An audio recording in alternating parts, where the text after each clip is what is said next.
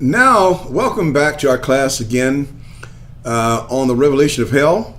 And I want to let you know that we are studying the lake that burns with fire and brimstone, which is the third treatise in the set of treatises on the revelation of hell that have been developed and are being developed as a part of this course.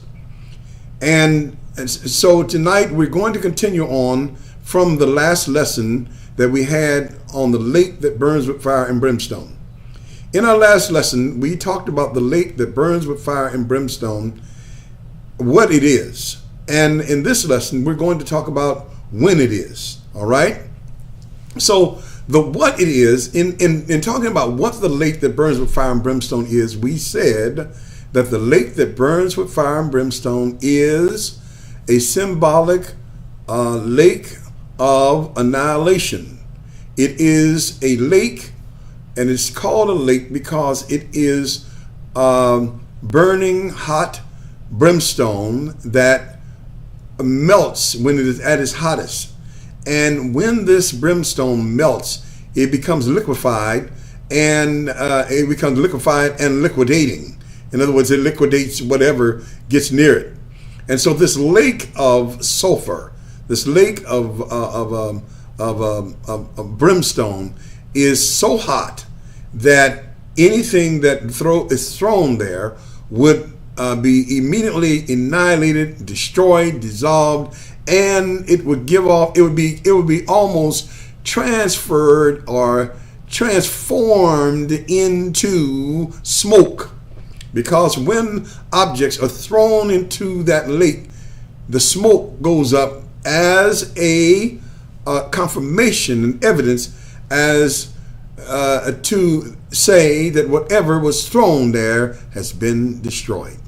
So the Lord uses in Revelation 20:10, Revelation 14 and 15, Revelation 20:15, Revelation 21 and 8, the Lord uses the fire and brimstone. Revelation 19, the Lord uses the fire and brimstone as a symbol.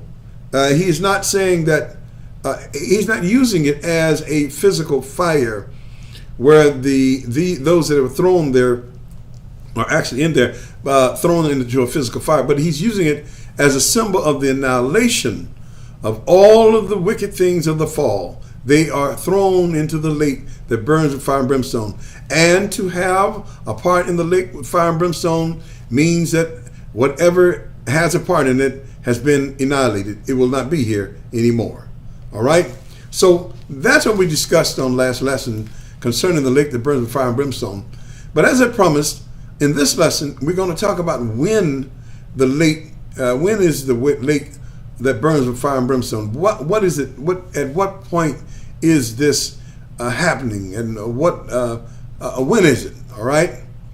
Now that is a very significant question. When is the lake of fire and brimstone? At what point? All right. Is the lake that burns in fire and brimstone? Or what point is this symbolic lake, the symbolic metaphoric lake that has a message of the annihilation of all things that are wicked? And that's what it means, and that's what the purpose of it is in the scriptures. But when is this metaphor? At what point is this metaphor describing? All right. Now it is important for us to know at what point this is. And I'm going to tell you the most important theological question about it. When does it occur? When is it? When is it?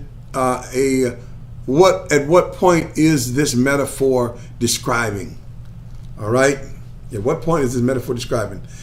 Now the reason why I'm asking the point that the metaphor of the lake that burns and with fire and brimstone is describing is because based upon that, we can determine whether or not it is the lake that burns with fire and brimstone is the hell that we've been teaching.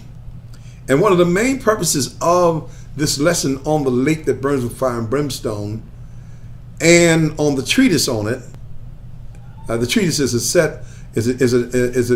a dissertation that's written on this that will be made available to all of us in a few days.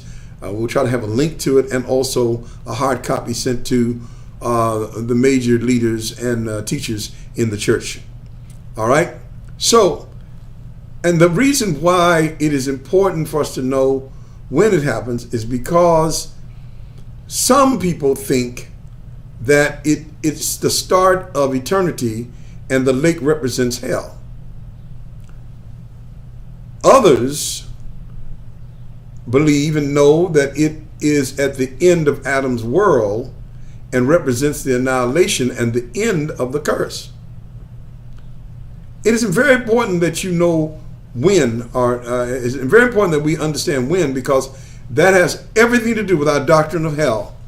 And whether or not the doctrine of hell as in endless eternal punishment and fire is really valid or not, it will be based upon if they say this is hell, the lake that burned with fire and brimstone, they claim that to be hell. And they do that because they really haven't studied it and they don't really know the characteristics of the lake and how that it does not represent the ideal of hell that Plato said. All right? So, when? We're talking about when. Okay. First of all, let me just interject this here now. That the lake that burns with fire and brimstone is claimed by many unread theologians and preachers to be hell. But all it takes is just a little bit of time to look at it, and you know that doesn't make sense. Because, first of all, the lake that burns with fire and brimstone is an annihilating lake. It consumes everything that goes in it quickly, and it is not even for punishment. So it's not about punishment. It's about the annihilation of the fall and all the major things of the fall. I mean, like death must be gone, the devil must go, the beast, the false prophets must go, sin must go. Those are the things that are thrown here, not people. All right, and those things are not being punished by being thrown here. They're just being done away with. You're not going to go and throw death in there and punish death by putting it in the fire. This is not a lake of punishment. There's nothing in the text that says this is a lake of punishment. This is a lake of annihilation, getting rid of those things. Death, sin, the devil, the false prophet, the beast. They're not punished there.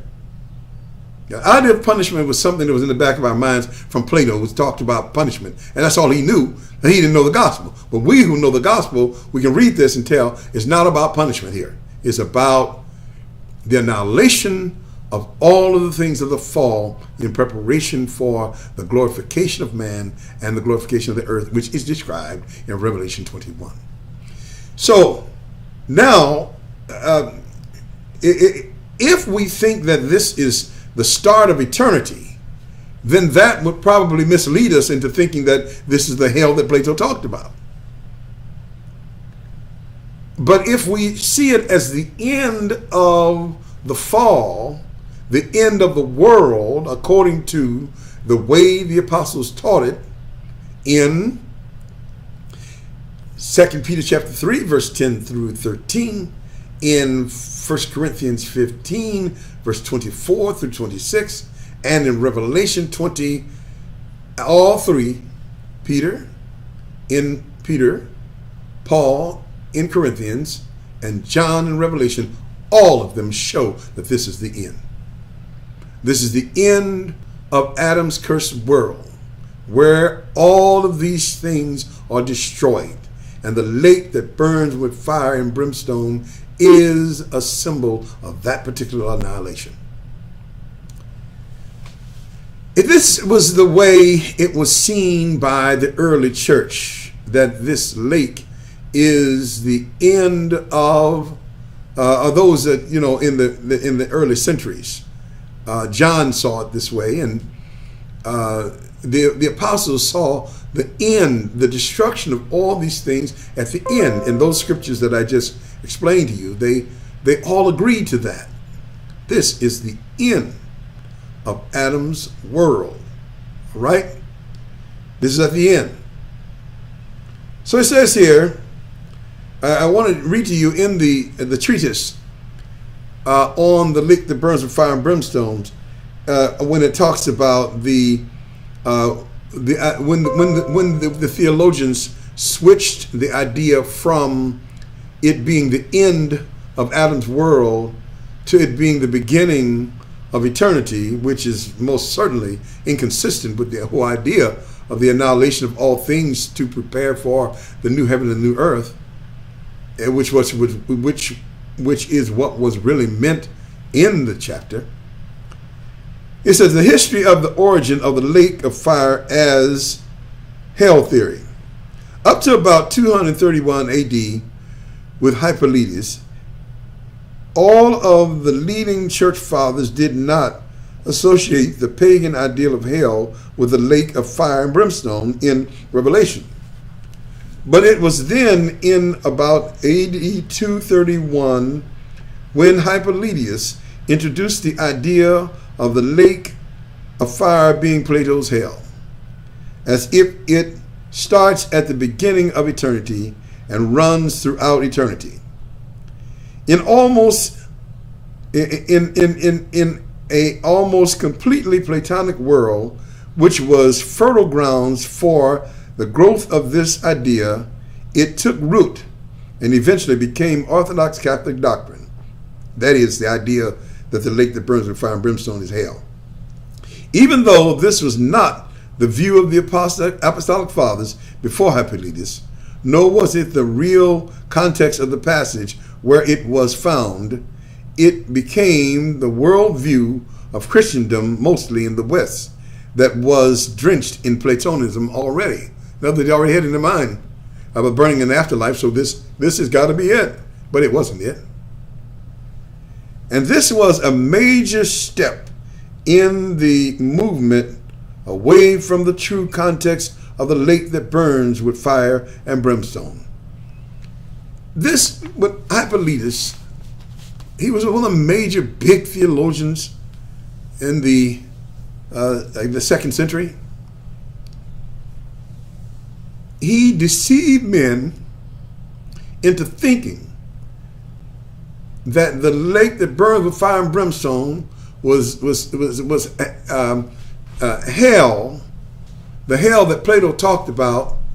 And in that particular frame of thinking, it brings that hell into an idea of punitive punishment and vengeance and the vendetta of God upon what is thrown there. Notice, nothing is thrown there that is there's not a human being at all thrown in there, because it's not about human beings being thrown here. Everything that is placed there, everything that is annihilated and done away with, is not something that can be punished. You can't take death and put it on a punishment. So you're on a punishment. You can't take a sin and put it on a punishment or burn it in fire and punish sin, because that's what was thrown there. You can't take Hades and burn. You can't take the ideal of Hades and even burn it in fire. So everything that was even thrown there was a metaphoric idea of these things, and the message was that they're going to be gone. Not that this wasn't a lake of punishment. This was a lake of annihilation. This was a lake to get rid of. I'm talking about even in the metaphor, even the metaphoric idea of it. Now, this is the metaphoric idea of the destruction of evil. This is the metaphoric idea of the destruction of death. This is the metaphoric idea of the destruction of, they said hell there, but it's actually Hades, the grave, the hold of death. The metaphoric idea of sin. This is a corporate passage describing the destruction and the dissolving of everything that hurt man in the fall. The lake that burns with fire and brimstone is actually gospel. It's the gospel that all of these things will be done away with. Now, when? Here, I just read to you about Hippolytus and how he tried to make it appear that this is hell, so that when the lake is there, it's the beginning of hell, where men will be burned, and nothing in the text says that. Nothing in the text. It's purely a metaphor, and it's a message that God has given through the Apostle John to the church, saying that the end of the curse is coming. That's the main point of that particular chapter. And so the in Revelation 19 and 20 is the getting rid of all of these things, getting rid of the devil and the death and all of these things, so that in Revelation 21 the new heaven and the new earth can come down. Now, one point here that must be clear is that the victory of Jesus Christ in destroying the fall, the victory of Jesus Christ in destroying the fall in the lake that burns with fire and brimstone is where Jesus subdues all things under his feet, and he destroys, and the last enemy that shall be destroyed is death. This is last, this is final, this is summative of the fall. In preparation for the eternal state of the new heaven and the new earth. First, the destruction of the fall, then the ensuance of the eternal state. This is the pattern described by Peter in 2 Peter chapter 3, about verse 10 through 13, by St. Paul in 1 Corinthians chapter 15, verse 24 down through 31. This is the pattern. It is the destruction of the fall, the ridding the world of the fall and its curse, to bring in the new heaven and the new earth, which is heaven. And so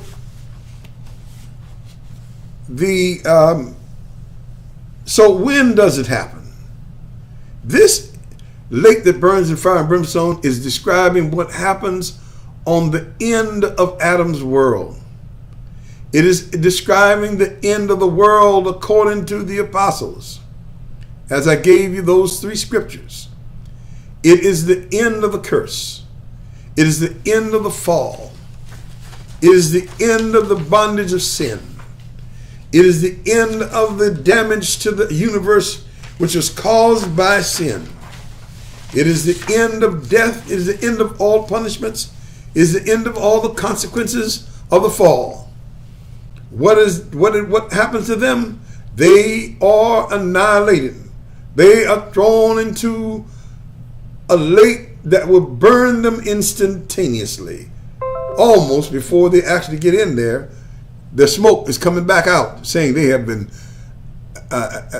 incinerated, dissolved into non-existence. So this lake is representing the destruction of the things of the fall, and it results in them being non-existent. And it happens on the end. Now, Peter explains to you and tells you it's the end. He's talking about the same thing John is talking about here. In Peter, in 2 Peter chapter 3, and Peter talks in verse number 6.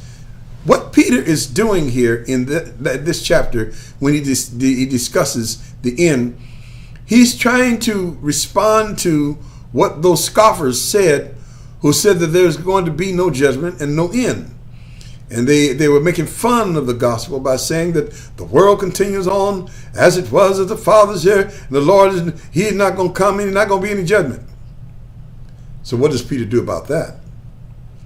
Peter responds and tells them that these scoffers are ignorantly, they're willfully ignorant of the fact that there was a world judgment. And there was a world judgment which was described in Genesis chapter, I believe it's chapter 1. In the beginning, the world, where we come to in the beginning, God created the heavens and earth, and the earth was void and without form, and darkness was upon the face of the deep. That was the results of a catastrophic judgment before this particular world, this particular world came with Adam. So there was a catastrophic judgment, and where the world was covered by water, and everything in that pre-Adamic race was destroyed by water. And so it was all covered by water. So so that particular world covered by water and destroyed by water, Peter knew about it by revelation from God. There was some kind of a way that God had given Peter the revelation that that world that then was destroyed by water. And so Peter is using that destruction by water of that world as an example of the fact that there is going to be a final judgment of this world, Adam's world, which is on the same earth that that world was on. And he says there's going to be a final judgment, and men are going to be, wicked men are going to be burned up. 2 Peter chapter 3, I believe around verse 9, 10, 11, and they're going to be burned up. So Peter, he said, but we, according to his promises, look forward to new heavens and new earth. Look at the pattern Peter gives us. Peter gives us the pattern that first comes the destruction of the wicked, the getting rid of the wicked. Then after the wicked are destroyed, and the wicked systems are destroyed, all of those things, then Peter says, but we, according to his promises, look forward to new heavens and new earth.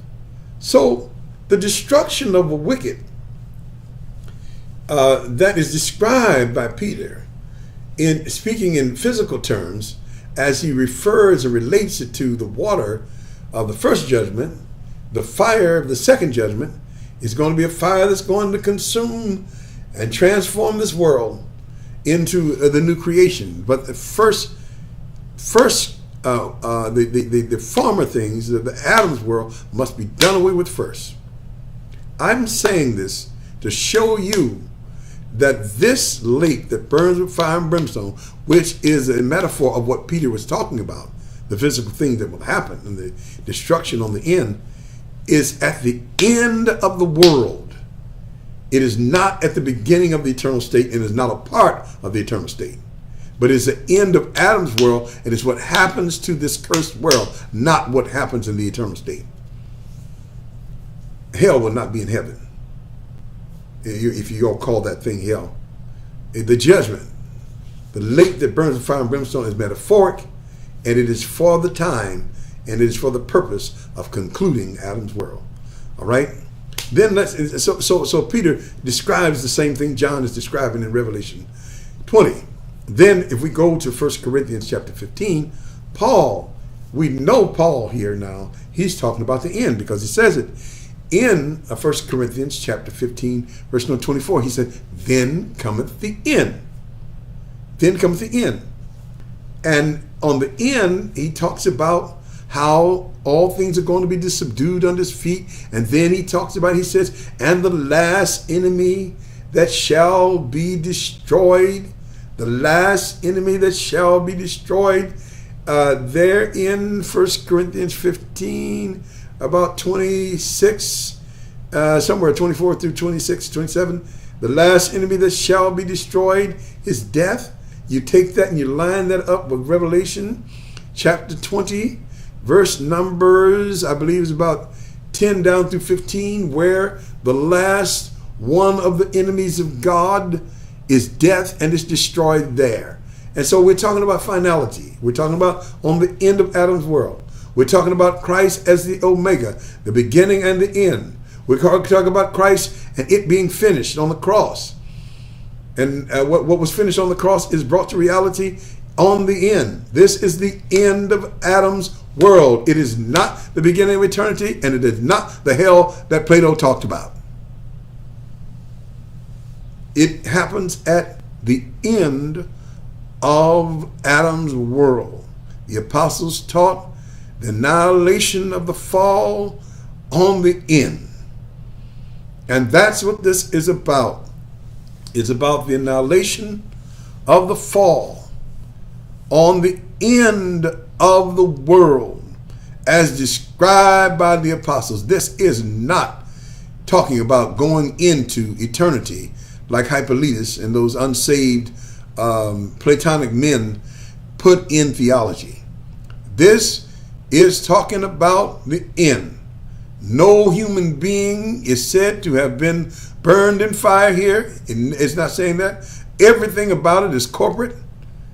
In other words, it is about the corporate redemption of the earth from the fall. The first part of the redemption is the getting rid of the fall, destroying the world, destroying the fall and all that pertain to it and all of its effects. There will be no punishments, because punishments is connected with the fall. No punishments in glory.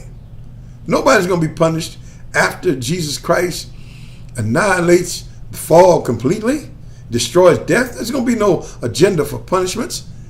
This is the gospel here. Now, what Plato does, he takes it from here and says, through Hyperides and through Augustine, those people who wrote the Doctrine of Hell, they said, well, that's the hell that Plato talked about. Men are going to be burning down in that fire.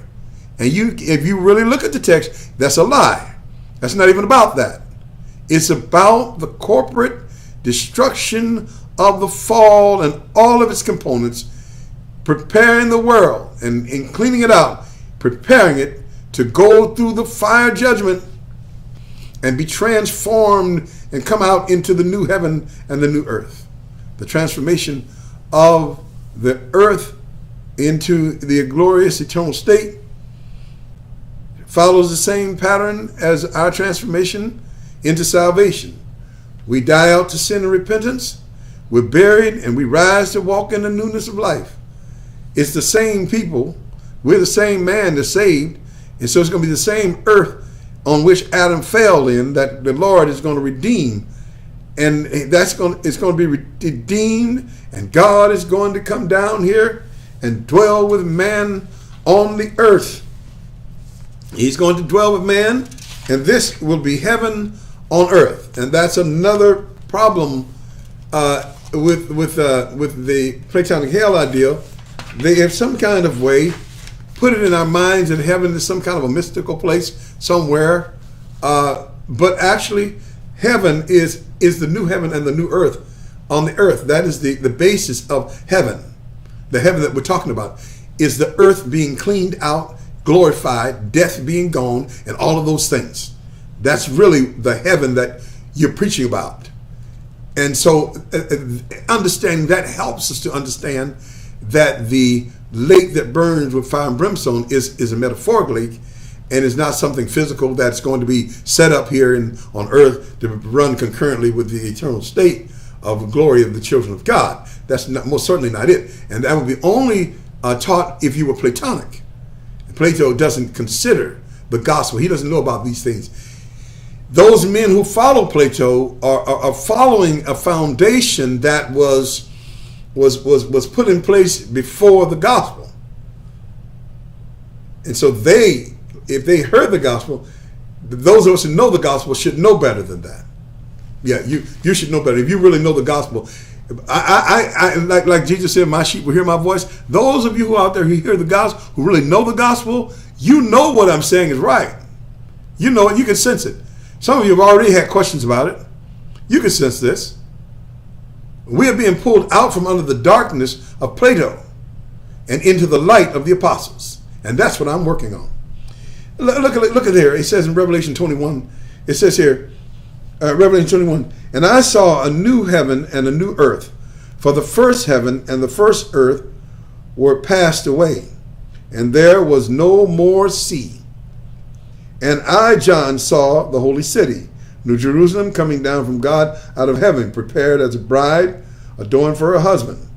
And I heard a great voice out of heaven saying, behold, the tabernacle of God is with men, that here on the earth, God, what he intended in the original, was to glorify man and dwell with man in glory. Heaven would have become, earth would have become heaven had Adam not fallen. This is big. This is big. It's really big. All right. And so the tabernacle of God is with man, and he will dwell with them, and they shall be his people, and God shall be with them, and be their God. And God shall wipe away all tears from their eyes, and there shall be no more death, neither sorrow, nor crying, neither shall there be any more pain. For the former things of the earth that were cast out are passed away. The former things of the fall will be done away with, and it will be all glorification in heaven. If we understood these revelations, that would help us to get out from under Plato and come under the apostles and the revelation of God about these things. And we are hindered and hampered from these true revelations because our minds are being filibustered by the lies of Plato's hell, and how they twisted these scriptures and handed them down to us, and we just swallow them down without discrimination. And it's time, and I know that a lot of you who know the gospel, you hear me and you understand what I'm saying. Especially those you theology students who have studied this, you know what I'm saying is right. And many others of you can sense what I'm saying is right. You know what I'm saying is right because I'm showing you in the scriptures. And then a lot of you know me. You know that I'm a man sound in the word of God, and you know I wouldn't do anything to hurt the church. You know that. I'm your apostolic father. So I wouldn't hurt your church. You know that. So it's worth consideration. I'm reading it to you right in the scriptures. So it says here, they passed away. And he that sat up on the throne said, behold, I make all things new. He makes all things new. He's talking about here, the fall being gone and all things being new. And this earth that he made, this world that he made, being glorified, being taintless, deathless, painless, sinless, no separation from God. It is the heaven that we preach about. As far as we know. Now, when I say as far as we know, I mean by that is that we don't know everything. But as far as we know in the scriptures, this is what the lake that burns with fire and brimstone is cleaning out for. The lake that burns with fire and brimstone is not mentioned in Revelation. In other words, it is not mentioned as described as the scene of eternity. But everything in eternity, there's nothing in eternity that describes what Plato said was hell. This is Revelation 21 is a description of the eternal state. There's nothing in there about men burning in fire and people screaming and yelling. There's nothing in there about that. In Revelation 21, there's nothing in there about that. That was put in our heads by Plato, and it's a lie. I'm trying to show you the gospel. There's nothing in there. Read it yourself. We don't need that. We are psyched out and think that we got to find out where sinners are going to be punished and how God going to get back at them and how they're going to suffer and pay for their sins. Jesus already died and paid for that. Technically, that's really none of our business. Well, Jesus already died and paid for that. And am I going to say that and nobody be lost? I'm not saying that. I'm not saying that. I'm not teaching that. But what I'm saying is that we have got some things crossed up and mixed up in our heads, thinking that this is supposed to be a scene, Revelation 20 is supposed to be a scene of punishment. Now, who did you get the man who worked in the confectionery and cursed me out? Is he in there burning in fire and all that? That's not even what it's about. I'm not saying people won't be judged, but this is not what that's about. Plato put that stuff in your head. And you can't see it because y'all tangled up with that idea of people being punished and burned in fires and trying to replace the gospel and the glories of the gospel about the end of the fall with some kind of elementary vindictive punishment idea, trying to force that into the passage, and you're being blocked and robbed of the true revelation of what God is saying here. In the lake that burns with fire and brimstone is actually gospel. Now, let me finish reading here. Okay, so he says here, nor crying, neither. I'm reading now Revelation 21, 1 through 7, and describing the new heaven and the new earth, which is heaven, and the reason why the lake that burns with fire and brimstone had to do its job of cleaning it out. so that this could come. All right. It says, and behold, I make all things new. And he said unto me, write, for these words are true and faithful. And he said unto me, it is done. I am Alpha and Omega. Jesus Christ, Alpha and the Omega. The Omega, the ending, the conclusion. All things conclude in Christ. That lake that burns with fire and brimstone is Christ taking out the dirty laundry, throwing it away. It's gospel. This is gospel of the victory of Jesus Christ, not the damning of men forever. That is not the purpose of the lake that burns with fire and brimstone. That concept is from the darkness of unsaved men who don't know the gospel. So it says here, for these words are faithful. And he said unto me, it is done. I am Alpha and Omega, the beginning and the end. I will give unto him that is athirst of the fountain of the water of life freely.